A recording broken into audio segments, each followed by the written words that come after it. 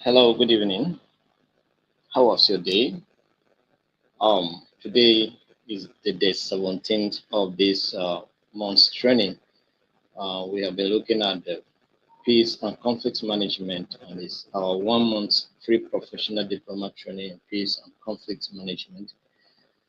This training is being provided by the Institute of Global Peace and Conflict Management, and it's being provided for our followers on Facebook and YouTube. So if you are followers on Facebook and YouTube, you stand a chance to benefit from this training. And those that are participating here today and those that are following us on YouTube and on Facebook. So if you are not following us on Facebook or YouTube, please do so that you can stand a chance to benefit from this training from time to time, as the case may be. Our website is very up now. Our website is back. For those of you that have not gotten your certificate, either on ADR or Peace and Sustainable Development, if it's your badge, reach out to the person distributing serial number so they can get your serial number and download your certificate. And of course, for ADR, those of you that have not gotten your serial numbers for ADR certification, you reach out to me so that I'll be able to attend to you. Peace and sustainable development is not me that I'm attending to you. So the person is Janet. Her contact has been provided. You reach out to her, get your serial number, and get and download your certificate if it's your turn. Then today, after this class, I will start distributing. I'll distribute all the topics for all the groups. Do you understand? So that you can start your simulation practices. By next week, we'll start presentation as the case may be. We can try as much as possible to ensure that we do 3 presentations for a day so that we'll be able to meet up with timing. All right. Um, if there's any other challenge you are confronting, you let us know your challenge so that we can attend to it. Sometimes people have a challenge, instead of bringing it to a admin to address it, sometimes they just go and post it in a group where they are not supposed to post it. Even if you have any challenge, talk to us privately, we can assist you. And even if we don't have time to respond at the material time, because sometimes I have several messages to address, sometimes I will just hold on others to address them later. So sometimes it will escape my memory. Just do a reminder. We can address it. Do you understand? So please don't get angry when your issue is being delayed to be addressed. All right. Just give us a reminder and we'll be able to address it. Just have it in mind that we are addressing thousands of people here and the demand is on us. Do you understand? So please do wait to be patient with us. And patience is one of the components of peace. Do you understand? So if you're not a patient person, you can never have peace.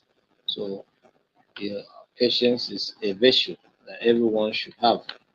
So please try as much as possible to bear with us when we are not able to respond to you at the material time as expected. Right?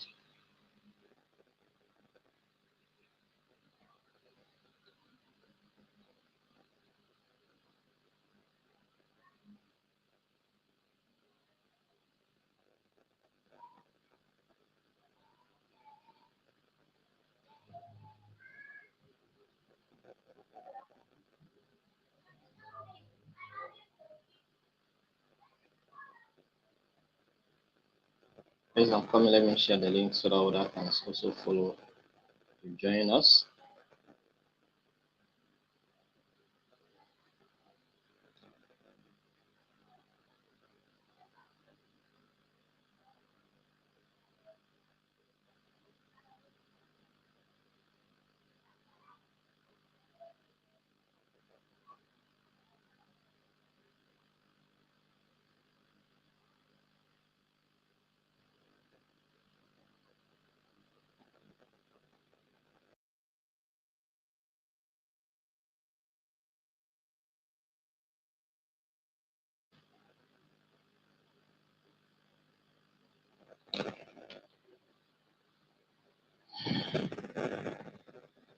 Yes, Mrs. Harris Nabis, your membership certificate is ready.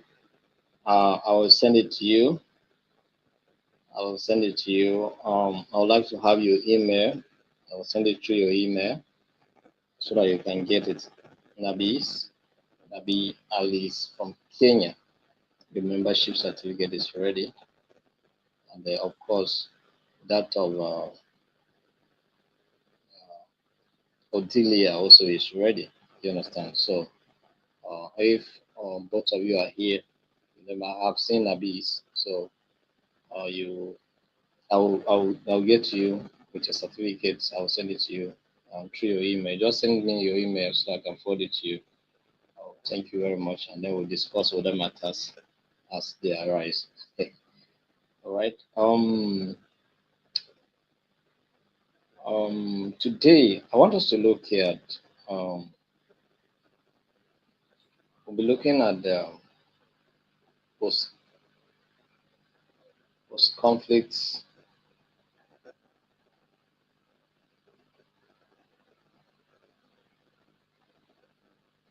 You know, the issue of conflicts has been a wonderful experience for those that experience conflicts. They share their experience with you. You wish that we should always have peace instead of conflict. Conflict has been a devastating experience all over the world. So we'll be looking at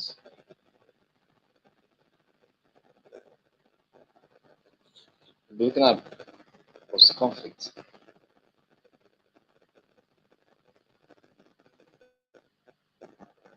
Post conflict reconstructions and recovery. Post conflict reconstructions and recovery. Now, the experience in war or in conflict is not always a positive experience, most especially when we talk about armed conflict. You understand? We can have conflict that may be mere misunderstanding, that is fine. We can get over those ones easily. But when a conflict becomes an armed conflict, then the experience is not always good. So recovering from that experience is also not always easy. You see, it is easy to destroy, but it's not easy to rebuild. You understand? It's easy to destroy, but it's not easy to rebuild.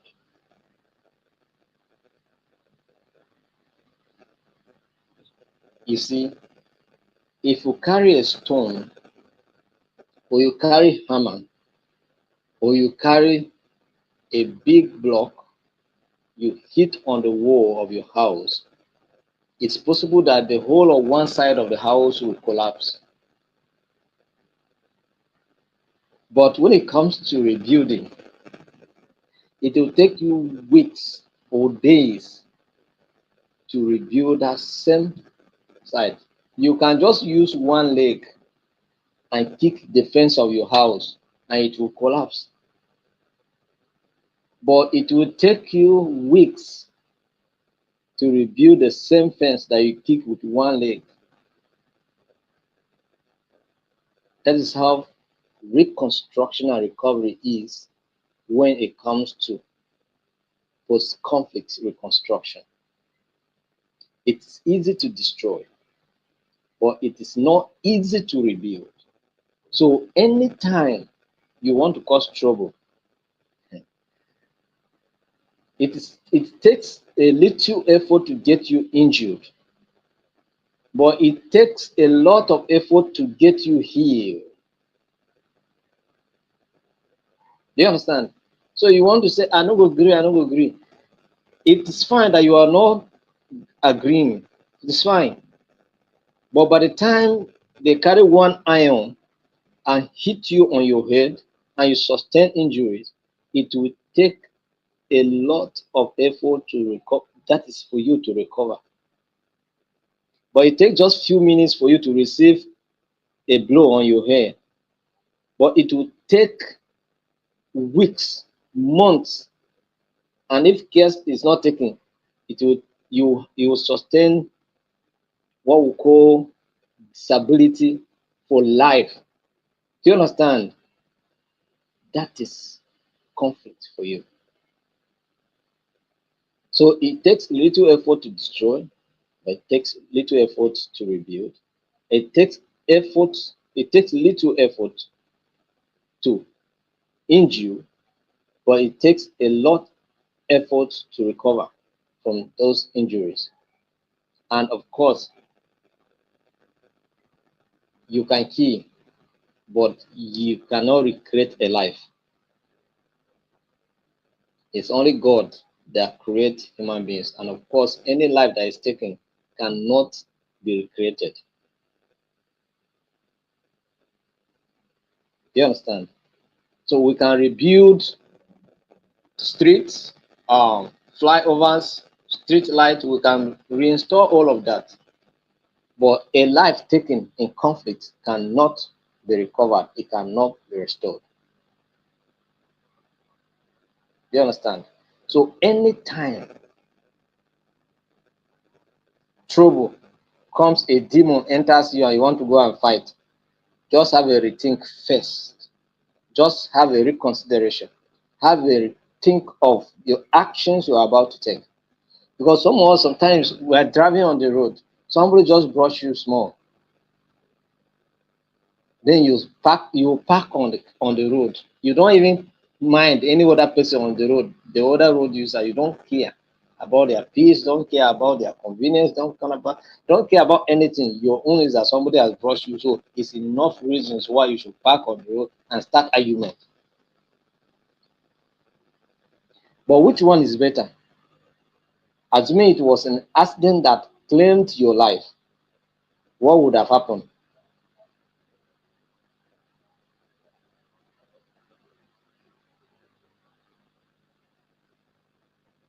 So which one is better? A brush or an accident that will take your life? So if someone brush you, you look at it, sir, ma, all the argument, whatever you would do, the highest you can get is some change to go and maybe add to whatever you had to repair your car, if at all you will get such. So why waste time? Can't you just go and the time you waste arguing to get a small change from someone to go and repair your car? Why can't you save that time, put it into a productive engagement, raise money, go and repair your car, and move forward? I'm talking from experience of me. There's nothing. If it's so far, if it's bomber, you hit me, bomber remove or bomber break, I'll remove, carry it, put in the boot, move forward. Do you understand? I'm too busy to go and be arguing on the road. You brush me, you brush me. Why do you brush me? I don't have time for all those stuffs. Do you understand? So all of these things are the reasons why sometimes we engage in certain destructive fights. Do you understand? And sometimes they consume our lives. Sometimes they consume a lot of things, properties. Do you understand? It's always starts just by misunderstanding. Conflict is in layers, sometimes just by misunderstanding. And then it escalates from misunderstanding, it becomes something that generates from specific issues to generalized issues. Do you understand?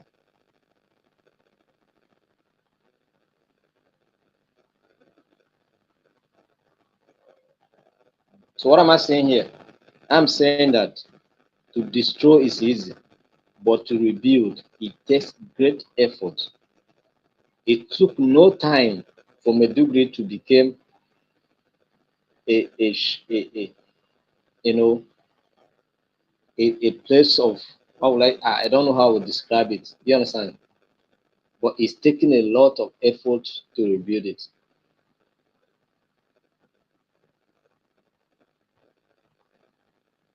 It's taking a lot of effort. It will take more than 20 years to rebuild the city to look like what it was. Well, we may say that opportunity come to do proper development and rest proper buildings, but I'm telling you that it will not be easy to recover economically, socially, politically, and otherwise. Do you understand?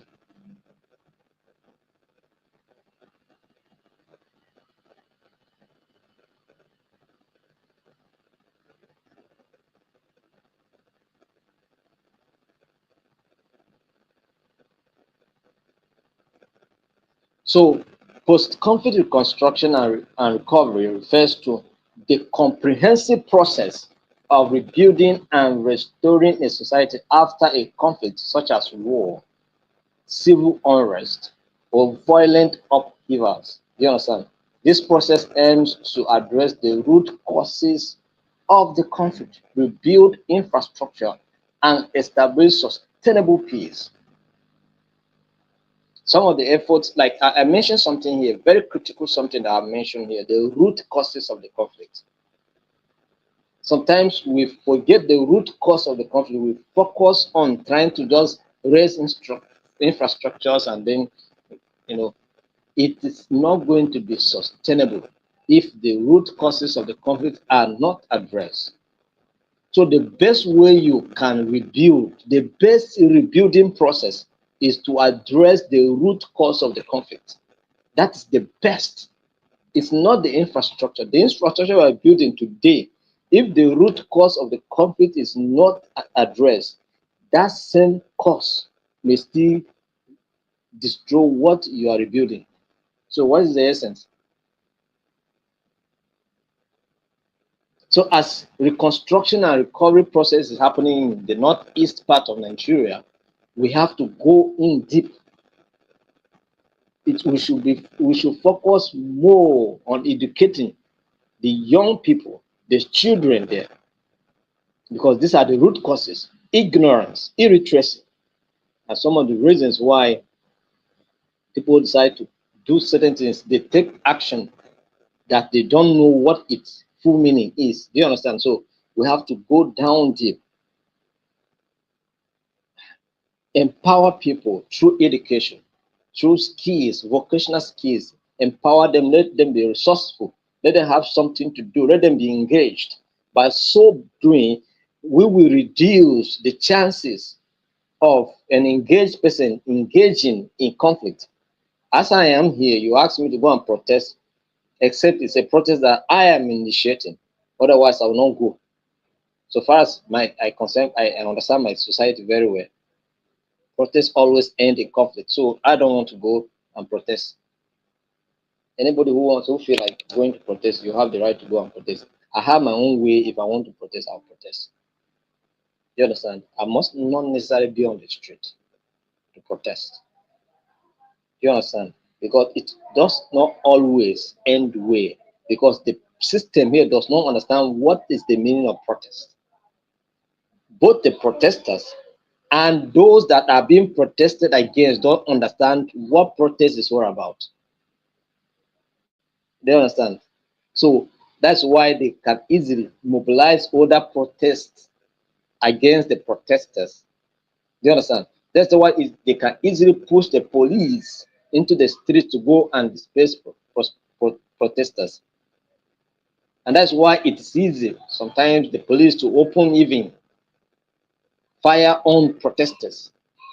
Do you understand? So all of these things, for me, if you ask me as busy as I am to go and be on the street that I'm protesting, no way. If I want to speak against government, if I want to talk to government, there are channels that I can use to talk to government. Do you understand? I must necessarily be on the street.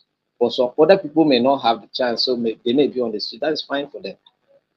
You understand? So that is it.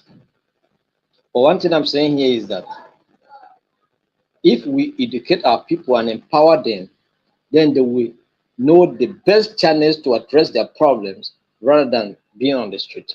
Or even when they are on the street, there is a way and a manner they will coordinate themselves.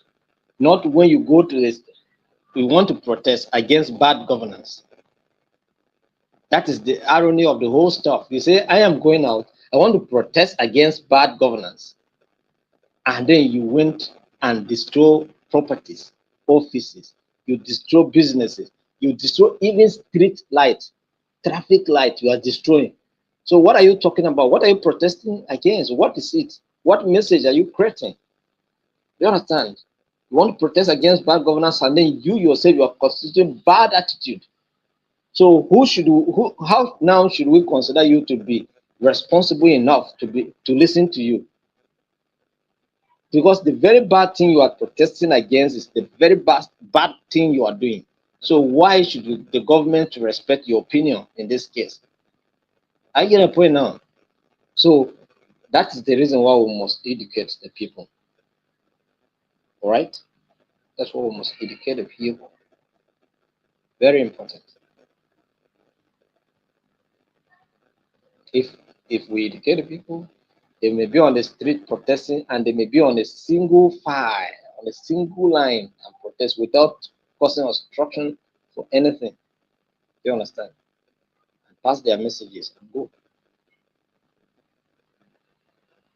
But here, if protests meet you on the road, you start praying for your life because they may end up destroying your vehicle or anything. Do you understand? So that's it.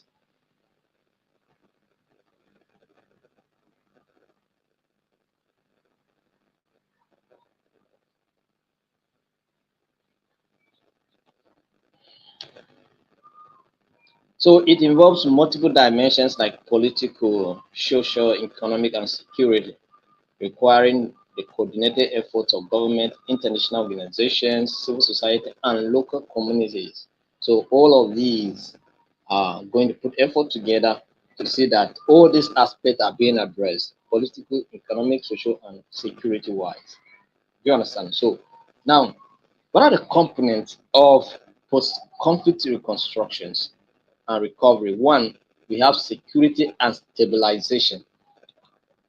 One of the key efforts of recovery or of post-conflict reconstruction to maintain, you know, a sense of security and stability in the society. All right. So, and what are we doing here?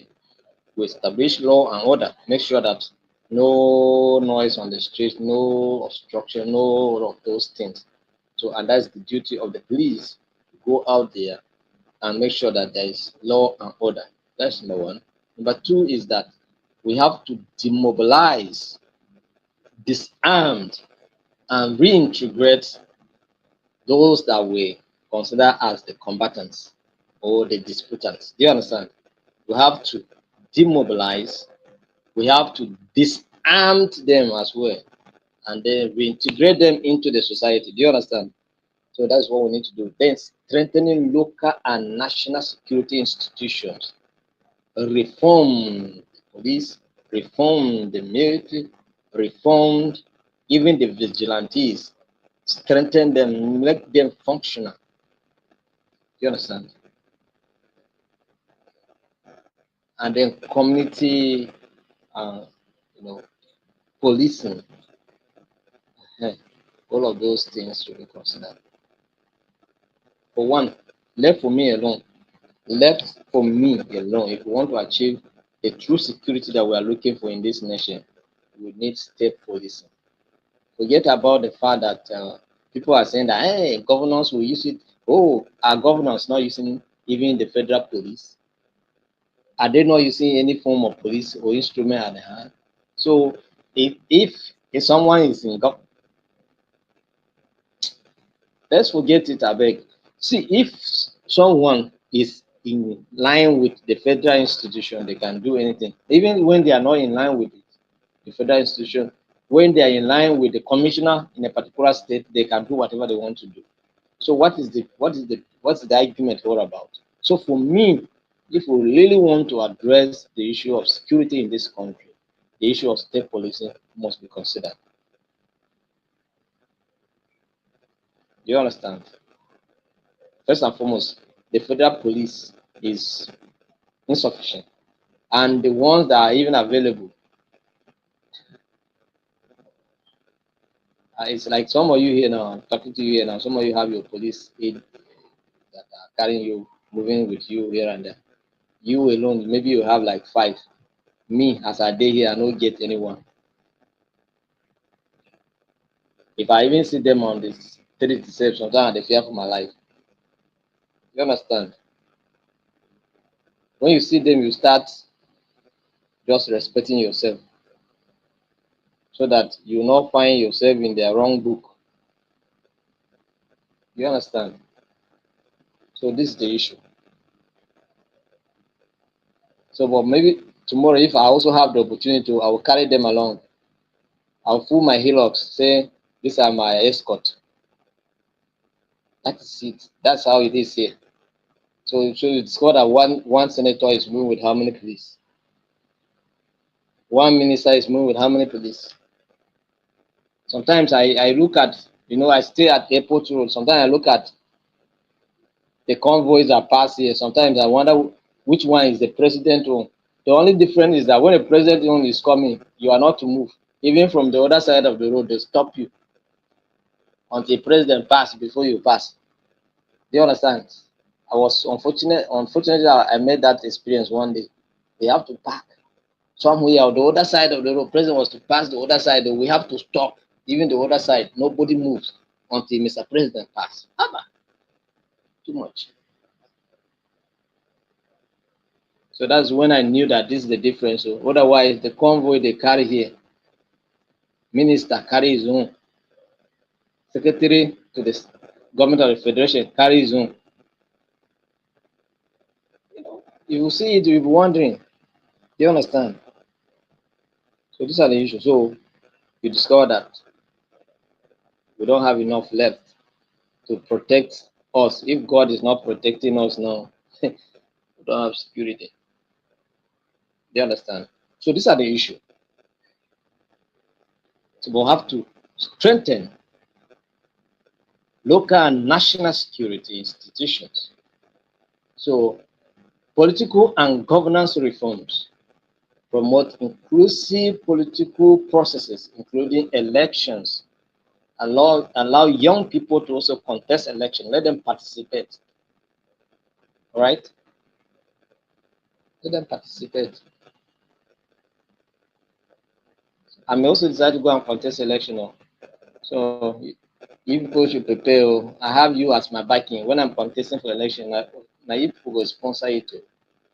So that I'll go there and make good legislation for you people so that we'll start having conflict in the country. So you see, so these are the issues. So establishing transitional justice mechanism, all right, tribunals or truth commissions like what was sustainable in Rwanda and in South Africa.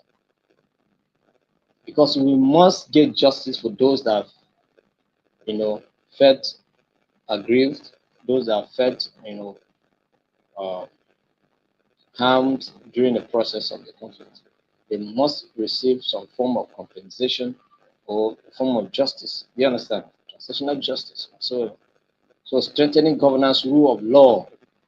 We need to even work on the constitution. Like in our country, our constitution needs to seriously. We need serious work on the constitution. In fact, if possible, to rewrite the whole constitution, if at all.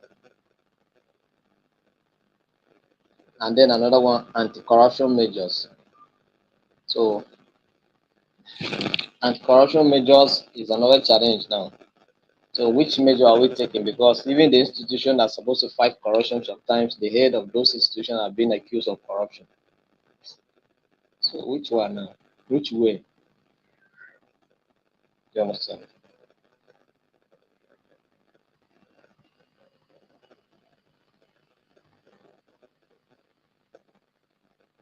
economic recovery. So rebuilding infrastructure, reviving key sectors such as agriculture, trade, and industry, creating jobs and fostering economic stability. Yes, another very important aspect. Economic recovery is another component that we must address in a situation like this. We have to rebuild roads, rebuild schools, rebuild hospitals, and these things cannot just come as easy as I'm pronouncing. The way I'm pronouncing is very easy. Rebuild roads, rebuild hospitals, rebuild schools. When it comes to the now, corruption will even come in again. So the money that is meant to do all of these things will still be diverted, and what is left is not enough. You understand? It's not enough to do the real work that is to be done. So what do you expect? It will take years to recover. Or when roads are being constructed, substandard materials are being used so that it takes no time, it wash away.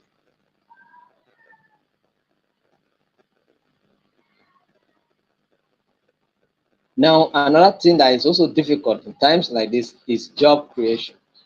Many people don't have the requisite skills, so they need empowerment, they need some kind of skills, empowerment, vocational skills training, and empowerment to be able to start something. You understand? Some of them may not have the skills to even to do white collar jobs. They may not have the qualifications to do the white collar jobs. So what is left of them? What is left of them now is to get at least vocational skills to be able to start something and able to live up to their needs and expectations. Otherwise, you see poverty. Because some of them, even to go and start farming now, it's not easy. Where to start is a problem.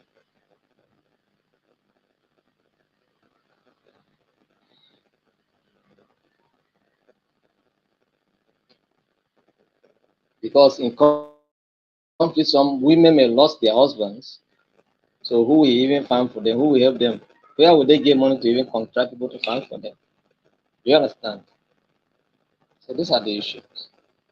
So economic recovery, very important. Social and community recovery, providing humanitarian assistance, promoting reconciliation and social cohesion among divided communities, ensuring the reintegration of displaced persons and refugees. Sometimes ago, somebody called me from uh,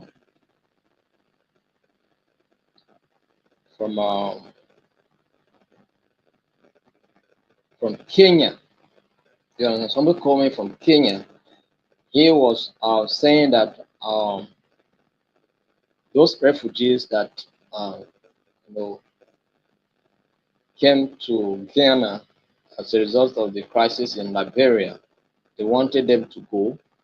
Okay, the Ghanaian government only took about 1,000 to resettle them. So about 3,000 were asked to return back to Liberia. Do you understand? And some of them returned home, some refused to go. Do you understand? So they were somewhere until government went and demolished the place. Do you understand? So they became so stranded. And then someone, a Liberian, felt so bad about it. He reached out to us. And so I wanted to engage them. Both the Ghanaian guy that we were discussing the matter wanted to engage them to see how we can come in. We invited them for a conversation, but they didn't show up. So we now forget about it. Do you understand? So these are the issues, but these things are there. So ensuring the reintegration of displaced persons and refugees. Sometimes resettlement can happen, but at the same time, reintegration also can happen. Do you understand? Reintegration is returning them back to their home country. Resettlement is in the place of their refugees or where they have received asylum, they can be, resettled in that country. Do you understand? They can be resettled there and they will stay there and then live their lives and fulfill their destinies there. Do you understand? Nobody will pursue them. It's like observing them in the new environment now. The community say, well, we consider what you have gone through. We are ready to give you a place here to stay with us here, build your family, fulfill your destiny, and live with us. You are now Ghanaians by whatever provisions. So whether by naturalization or some of them by birth, why there some of them were given birth there, so become Ghanaian citizens as the case may be. You understand? Some of those people that were displaced in the northeast, some to Cameroon, some to Niger, some to uh, Chad, some are not willing to come back home. If we even ask them to come back, they will tell you I'm not coming. Do you understand? They have found a new place and they are in love with it and they want to move their life forward. So that is just it. So human rights and justice. So addressing war crimes and human rights abuses, because in times like this, a lot of abuses happen, sexual abuses, treatment, several other extrajudicial killings, and several other things happen. Do you understand? So ensuring accountability and reparations for victims, supporting gender-sensitive programs to protect and empower vulnerable groups. So institutional development is also another thing. So strengthening local governance structures and civil society organizations, building capacity within public institutions to deliver services effectively. Yeah, some of these public institutions need to some of them, like for instance now the Northeast Development Commission, we need to have people, they are being trained. Do you understand? The Niger Data Development Commission needs to have people they are trained. Some of them have Department of Conflict Resolution, but people that are working there have no idea what conflict resolution is all about. But they are working in those departments. Do you understand? Some of them have no idea what it means to resolve conflict, but they are working inside. So they need to be trained consistently. You understand?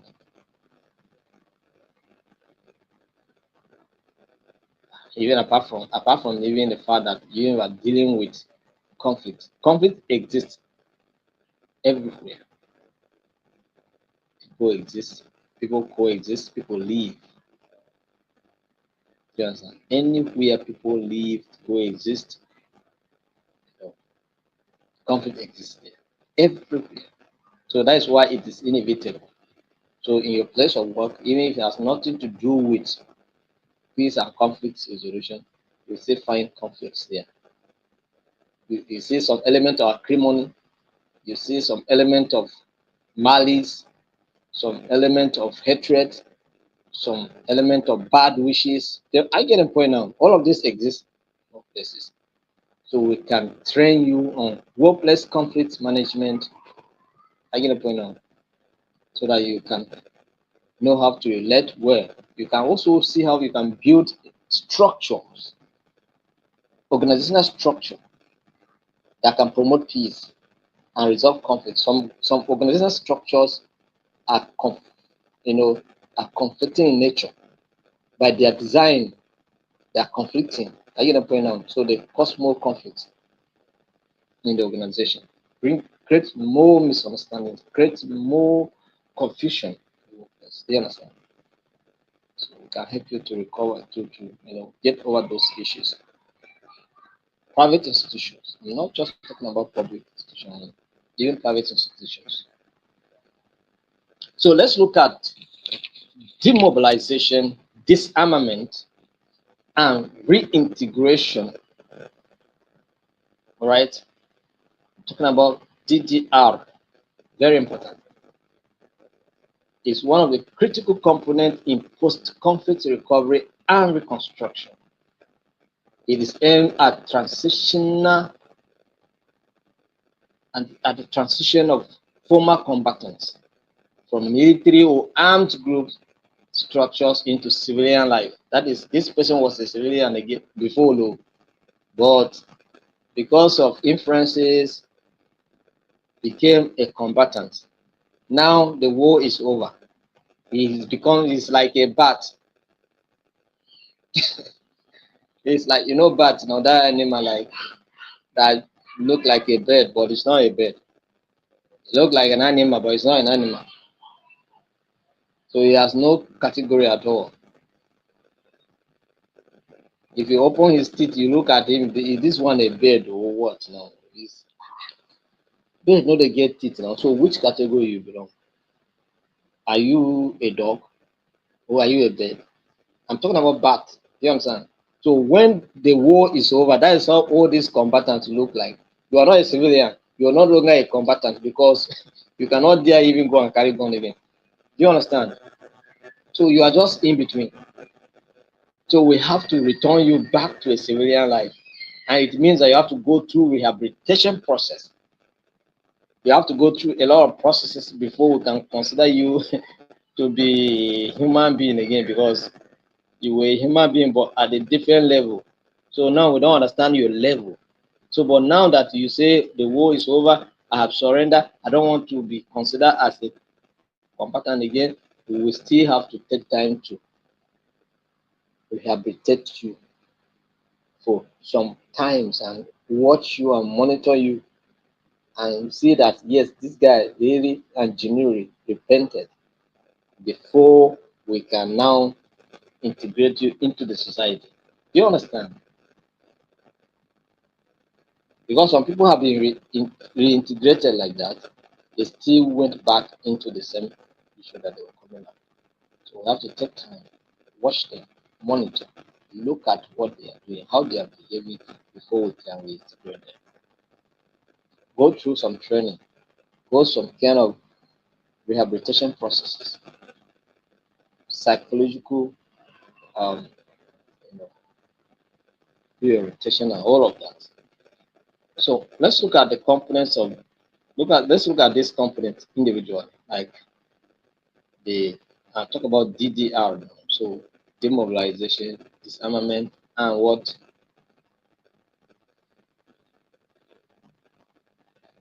reintegration. So let's look at them individually. So we're talking about disarmament. What does that mean? When we talk about disarmament, what does it mean? It's the collection, documentation, control, and disposal of weapons, ammunitions, and explosives from ex-combatants and civilians. Right? Because some of these things may find themselves in the hands of even civilians. Because the matter gets worse, so everybody is looking for protection. So civilian can also get some things just for the sake of protection.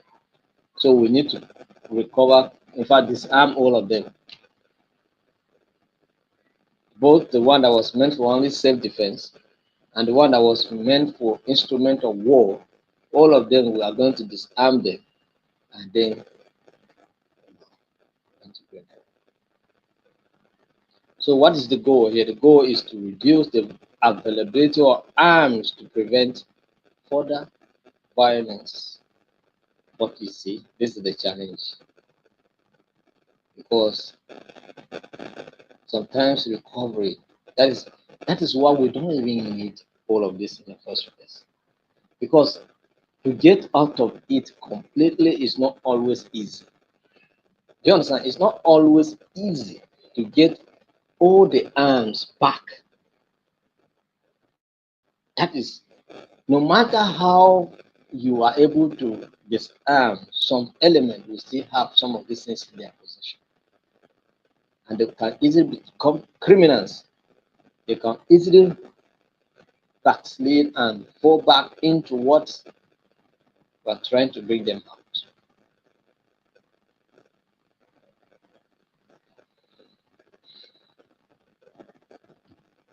So what are the challenges that has to do with disarmament? Weapons often remain hidden. I said it. Weapons often remain what? Hidden. No matter how you disarm, no matter how you do it, you will still find that there are some people that are hide their weapons. Resistance from combatants who may feel insecure without weapons. Because some of them have used weapons for a while, and so now you ask them not to come, not to be without weapon. It's like you are telling them that uh, they should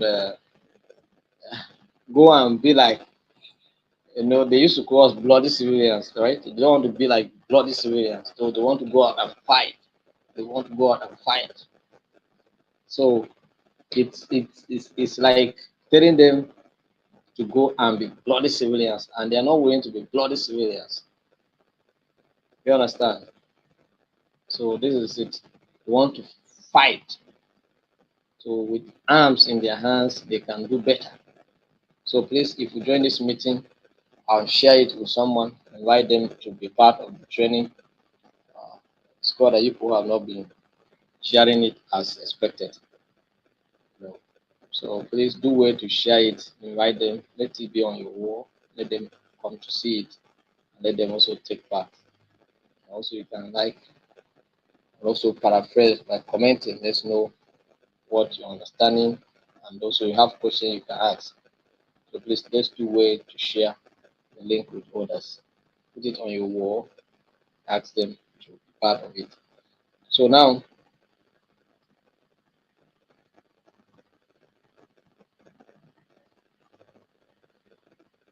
what's the method you are going to use to carry out disarmament?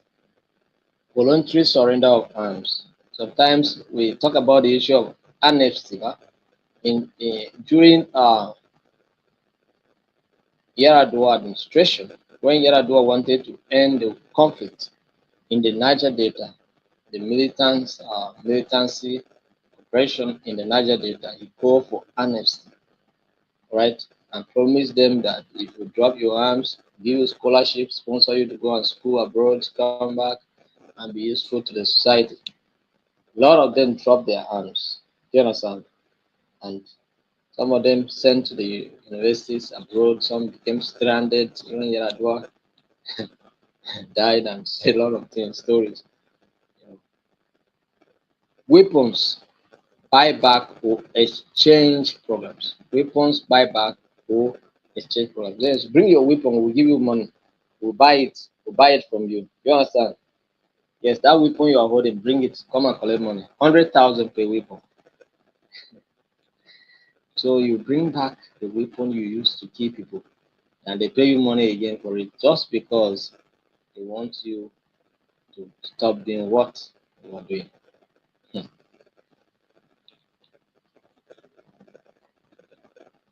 So demobilization, the former and controlled discharge of combatants from military structures or armed groups. The former and controlled discharge of combatants from military structures or armed groups. So that is, you are no longer a member of this group. You are no longer a combatant, right? Discharge, discharge. Former and controlled, controlled. So the discharge is not just going to be anyhow. We'll take your records and know that you are no longer doing it.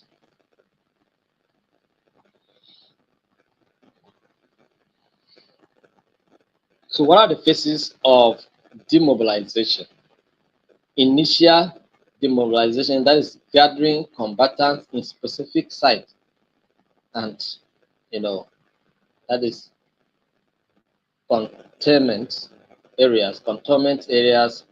We also support phase, which is providing interim care such as medical checks, food, and shelter. Right. Then what is the goal here? Dismantle armed groups and reduce their influence on society. So all the armed groups like the Boko Haram has been scattered and you know mesmerized, scattered, disfigured, disorganized, and demobilize. If you want to put it that way.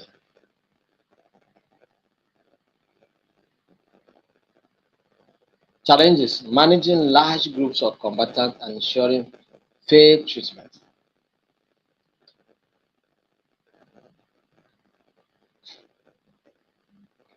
So you have many people that are just disengaging from such operations. It becomes so difficult to manage them. So reintegration. Reintegration has to do with the process of assisting former combatants to integrate socially and economically into community civilians or into civilian communities. And the process of this is quite challenging because one, we are no longer going to trust you. That is another challenge. We are not going to trust you easily. I will see you, I will look you one eye like this. If I see you, I will just say this guy, a tough guy, a tough guy. Avoid him like plague. So economic reconstruction or reintegration provide education, vocational training, or job opportunities, social reintegration, supporting reconciliation between ex-combatants and their communities, addressing trauma and promoting social acceptance.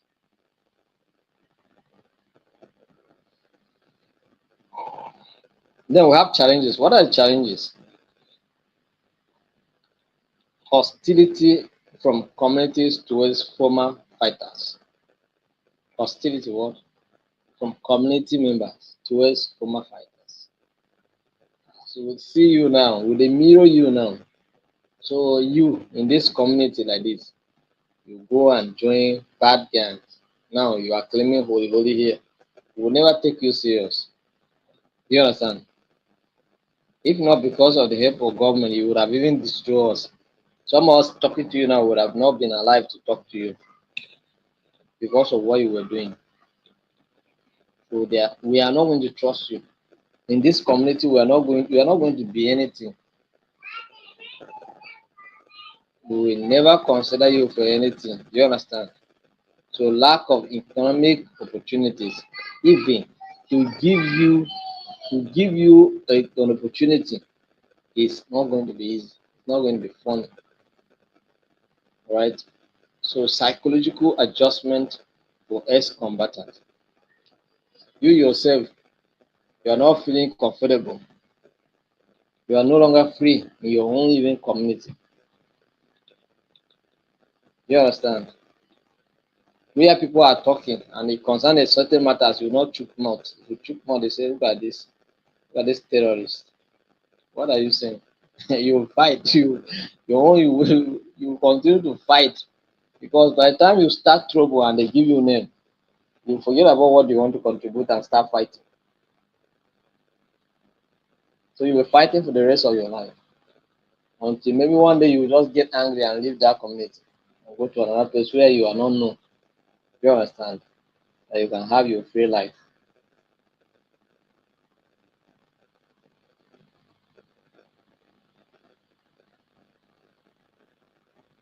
What are the key principles of DDR programs? Comprehensiveness. Both immediate security needs and long-term reintegration challenges must be addressed. Comprehensive. Inclusivity. Ensure the participation of all groups, including women, children, and persons with disabilities. All the groups should be included.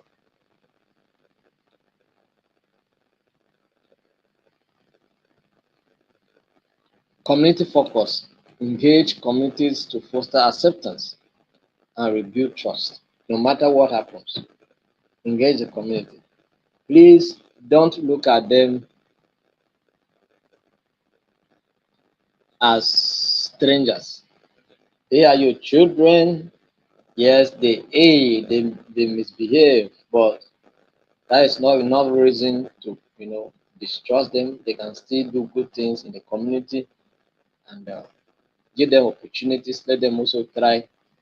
Give them a second chance. Let them prove it that yes, it was certain. It was peer pressures. It was uh, lack of understanding. It was ignorance that made me to do something like this. I'm not going to do anything like that. So give them the opportunity to reveal.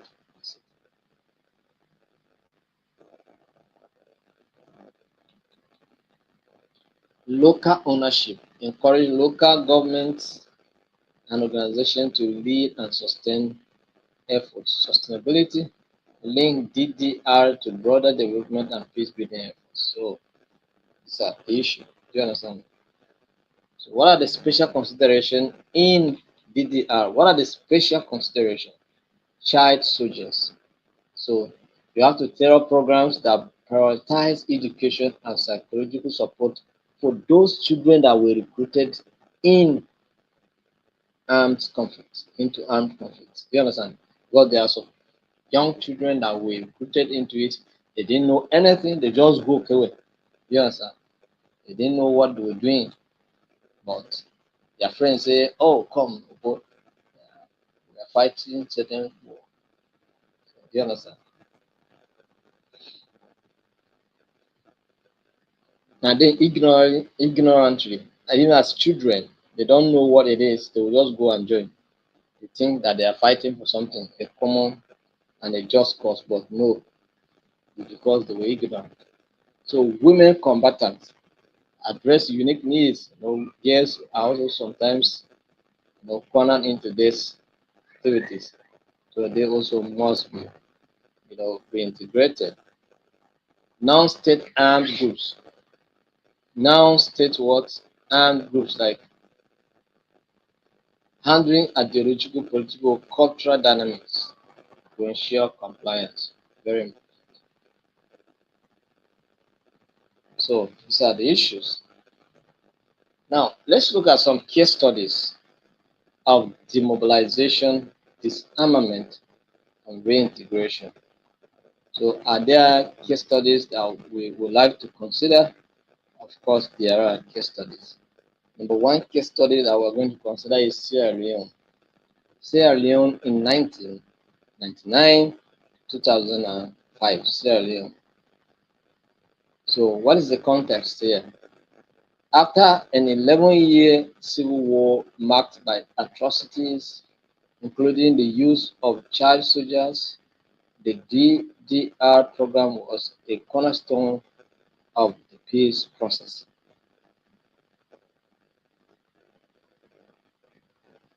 So disarmament, how were they disarmed, these people, after the war? Over 700, over 75,000 combatants, including 6,845 child soldiers disarmed. You can imagine the impact of 6,000, the impact of this on 6,000 children. Then we'll talk about more than 42,000 weapons, 42,000 weapons, and 1.2 million rounds of ammunition were collected and destroyed. You can imagine that. So it was a very serious issue. And of course, a civil war that lasted for 11 years, it's not going to, a lot of things will happen. A lot of things. Yes. So, what was the demobilization process here? Combatants were gathered at demobilization camps where they received food, medical care, and counseling. For some of them, they counseling for them to redefine and redirect their energies to something productive. Do you understand? Child soldiers received special care and were separated from adults. So, the reintegration. Ex-combatants were offered vocational training of education and microcredit for starting businesses.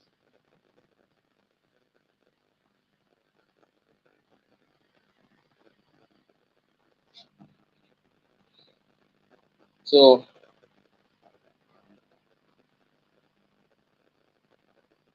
what was the outcome? While successful in disarming combatants and promoting stability, many ex-combatants struggle with unemployment, undermining long-term reintegration. Many of them, after the war, to get something to do was a challenge.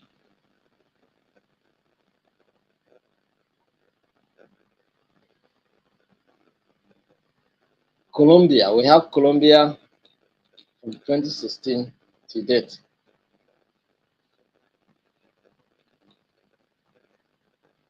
What's the context here?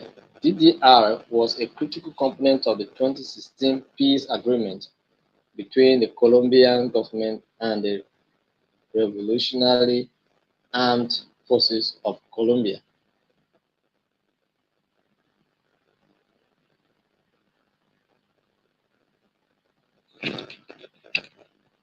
So, demobilization. Fighters. Okay, what was the disarmament here? Over 13,000 FARC fighters surrendered approximately 8,994 weapons under United Nations supervision. Demobilization. Fighters were relocated to 26 designated zones for reintegration, support and monitoring. Training programs provided education on civilians' life and rights.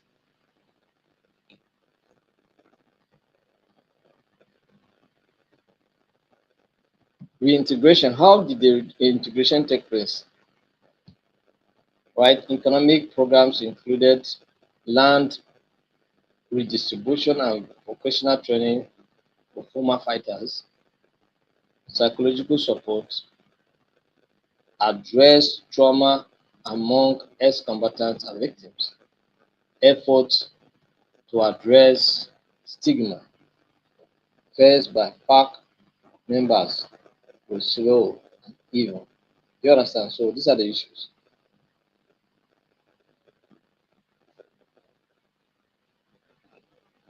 So what was the outcome here? Progress has been mixed, with many reintegrated into civilian life. However, violence from dissident groups and slow implementation of reintegration programs pose ongoing challenges. All right.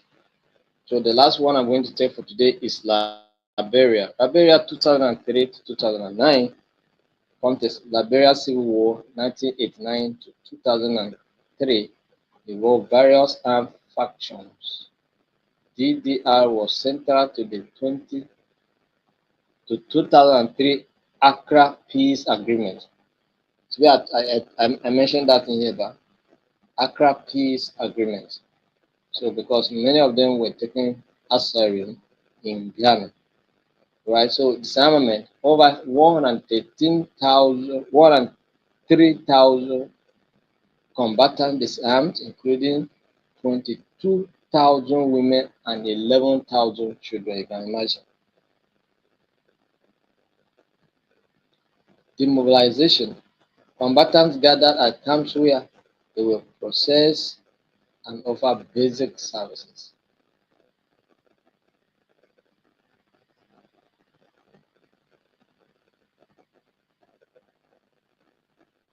Reintegration.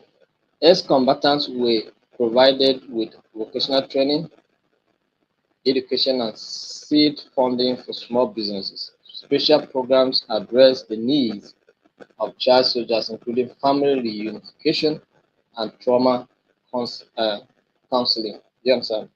So this is how all of this were created. Right? So what was the outcome? The program successfully disarmed factions and reduced violence. However, high unemployment and weak governance hamper reintegration efforts. Because, like I said, a lot of them, you understand, even when they were asked to go back, a lot of them stayed in Ghana still. They refused to go. Thousands, only 1,000 Ghanaian government was able to absorb and resettle them. But the remaining they were asked to go back, and they refused to go. Some went, some stayed back. You understand? Most of them stayed back, so it became a problem at some point. So because of this unemployment, some of them were asking, if I go home, what will I go and be doing? I don't have anything to do. At least here, I'm doing some things. Let me just focus here. Let me not go back to my country and then begin and then go and die of hunger. You understand all those things.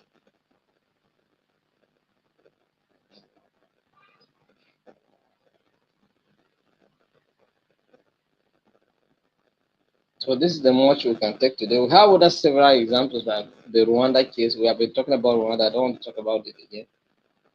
We have Afghanistan. Afghanistan is a problem. You understand? That is a problem. That place is a problem. Don't talk much about it.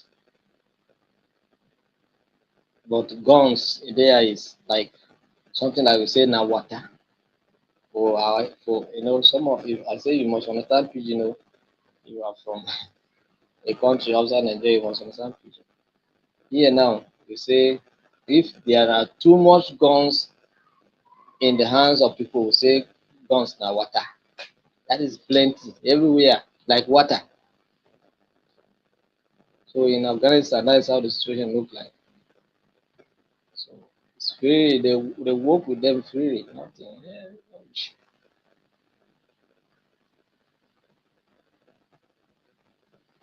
Then we have Nepal. This is another example. So you can decide to check some of these ones on your own. All right. And there are challenges, economic challenges. We have social challenges. All of those things were challenges, like the issue of job, unemployment, the challenges, psychological challenges, political challenges. I've mentioned all of this, so there's no need to repeat all of them. So this is the much we'll take today.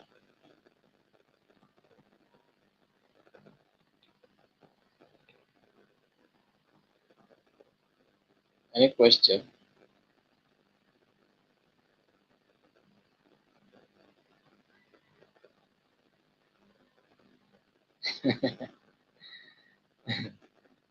Yes, Ambassador Halima is saying money na water. Yes, money na water. So even weapons, when they are too much in the hands of people, na water. Do you understand?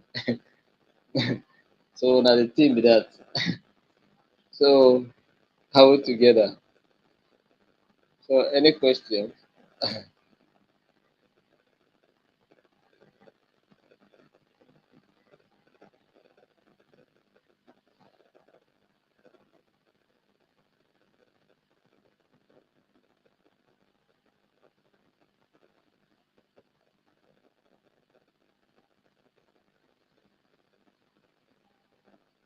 So I'm looking at your comments section. I'm just trying to see what you guys are saying. If I see any question, um, Jen Wikasa from Kenya.